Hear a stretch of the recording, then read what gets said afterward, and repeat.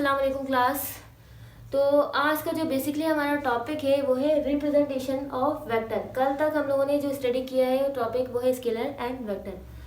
तो स्केलर और vector discuss करने के बाद आज हम ये देखेंगे कि हम वेक्टर को रिप्रेजेंट करने का तरीका क्या होता है, मतलब हम कैसे बताएंगे कि ये जो हम चीज़ लिख रहे हैं, किसी क्वांटिटी को रिप्रेजेंट कर रहे हैं, तो वो वेक्टर कैसे है, किस तरह रिप्रेजेंट करते हैं। तो मैंने यहाँ पे क्या बना दिया है, एरो। ठीक है, यहाँ पे ये एरो बेसिकली रिप्रेजेंट कर रहा होता है वेक्टर को। ठीक है, अब ये जो एरो की जो हमारे पास लेंथ है ना, यहाँ से लेकर यहाँ तक, ये जो लेंथ है, इतनी जो लेंथ है, ये कहलाता है मैग्नीट्यूड। ठीक है, ये जो लेंथ है वो बेसिकली क्या है, मैग्नीट्यूड। ठीक है, यानी ये जो 5 है वो क्या है, मैग्नीट्यूड 5 सेंटीमीटर। अब और ये जो एरो है वो क्या है, एरो जो है हमारे पास डायरेक्शन है। ठीक है, तो मैग्नीट्यूड प्लस डायरेक्शन क्या हो जाता है, वेक्टर। तो एरो क्या है, वेक्टर को रिप्रेजेंट करने का तरीका। ठीक है, अगर मैंने यहाँ पे लिखा, जैसे मैंने यहाँ पे लिखा v is equal to 5 metre per second east. ठीक है, तो वेलोसिटी हमें पता है 5 क्या है, magnitude, metre per second unit है, और ईस्ट क्या है हमारे पास, ईस्ट हमारे पास है डायरेक्शन। लेकिन ये 100% सही नहीं है। क्यों? क्योंकि अभी हमने v के ऊपर वेक्टर सिंबल नहीं बनाया। अब ये सही है। ठीक है, क्यों? क्योंकि हमने यहाँ पे डायरेक्शन की भी बात की है, मैग्नीट्यूड की भी बात की और यूनिट की भी बात की है, तो यहाँ पे आ जाएगा वेक्टर सिंबल। ठीक है, इसी तरह से एक्सीलरेशन, एक्सीलरेशन क्या है, वेक्टर क्वांटिटी।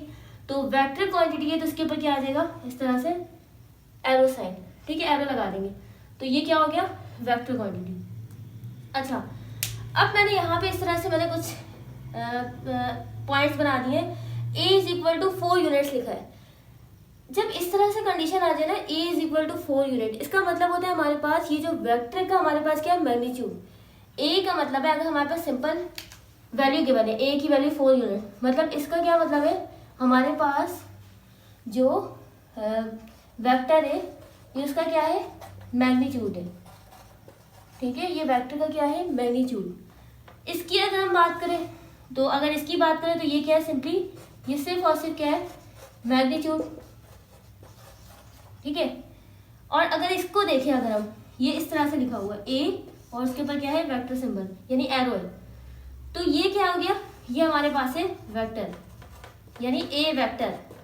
और अगर a बोल्ड में लिखा हुआ है, ठीक है, अगर a जो है वो बोल्ड लेटर में लिखा हुआ है, तो वो भी क्या है, वो क्या है हमारे पास, a वेक्टर।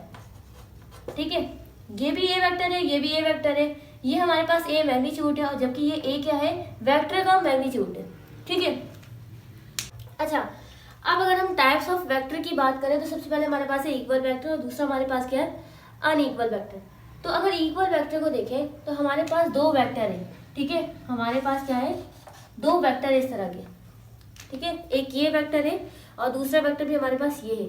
अगर इन दोनों वेक्टर की हमारे पास डायरेक्शन सेम है और मैग्नीट्यूड भी सेम है, ठीक है, यानी अगर हमारे पास इसकी लेंथ लेट सपोज 5 मीटर है और इसकी भी हमारे पास क्या है 5 मीटर, और दोनों की डायरेक्शन भी क्या है, टुवर्ड्स ईस्ट है, तो इस तरह के वेक्टर को जिसकी मैग्नीट्यूड सेम हो और डायरेक्शन भी सेम हो, magnitude as well as direction both are same, तो उस तरह के वेक्टर को हम क्या कहते हैं, इक्वल वेक्टर।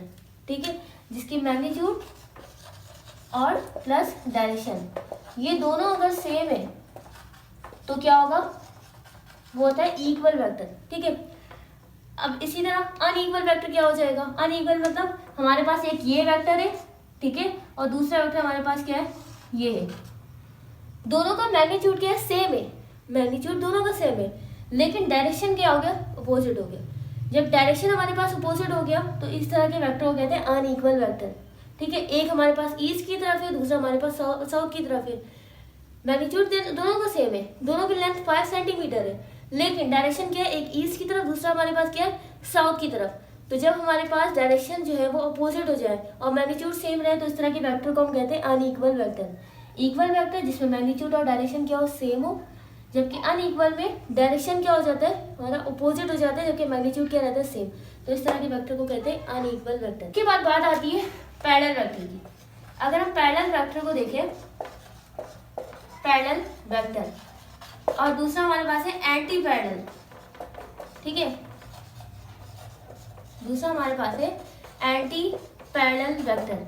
तो पैरेलल वेक्टर का क्या मतलब है, हमारे पास 2 वेक्टर है, ठीक है, दोनों का डायरेक्शन क्या है, दोनों का डायरेक्शन सेम है, ठीक है। दो वेक्टर है हमारे पास, दोनों का डायरेक्शन सेम है, बेशक दोनों का मैग्नीट्यूड डिफरेंट हो, ठीक है। मैग्नीट्यूड दोनों का डिफरेंट हो, सेम हो, इससे फर्क नहीं पड़ता। लेकिन अगर दोनों का डायरेक्शन सेम है तो इस तरह के वेक्टर को हम कहते हैं पैरेलल वेक्टर, ठीक है। अब देखो हमारे पास ये वेक्टर है, ठीक है, और दूसरा हमारे पास ये वेक्टर है। इन दोनों के दरमियान में एंगल क्या बन जाएगा, जीरो, यानी एंगल जीरो मतलब पैरेलल वेक्टर है। अगर किसी को कंफ्यूजन है कि ये कैसे एंगल जीरो है, तो मैं बता दूं कि अभी इन दोनों के दरमियान, इन दो वेक्टर्स के दरमियान एंगल क्या है, 90 डिग्री, क्योंकि आपस में क्या परपेंडिकुलर। मैं क्या करूंगी, एंगल कम करूंगी, तो एंगल क्या हो गया, लेट्स सपोज 30 हो गया, और कम करूँ 15 हो गया, तो और कम करूँ क्या हो गया, जीरो, ठीक है। तो दो वेक्टर्स के दरमियान एंगल क्या है, जीरो। जब दो वेक्टर्स के दरमियान एंगल जीरो हो तो इस तरह के हम वेक्टर को कहते हैं पैरेलल वेक्टर, ठीक है। एंगल क्या हो, जीरो हो जाए, 0 डिग्री हो, तो वो कौन सा वेक्टर है, पैरेलल वेक्टर। अब बात आती है एंटी पैरेलल वेक्टर की। तो एंटी पैरेलल वेक्टर का क्या मतलब है, पैरेलल का मतलब था दोनों वेक्टर की जो डायरेक्शन है वो क्या है, सेम हो। अब की बार अगर एक वेक्टर की डायरेक्शन इस तरफ है और दूसरे की तरफ इस तरफ है, ठीक है, एक वेक्टर इस तरफ है और दूसरा वेक्टर इस तरफ है, इन दोनों के दरमियान में एंगल क्या है, 180 डिग्री।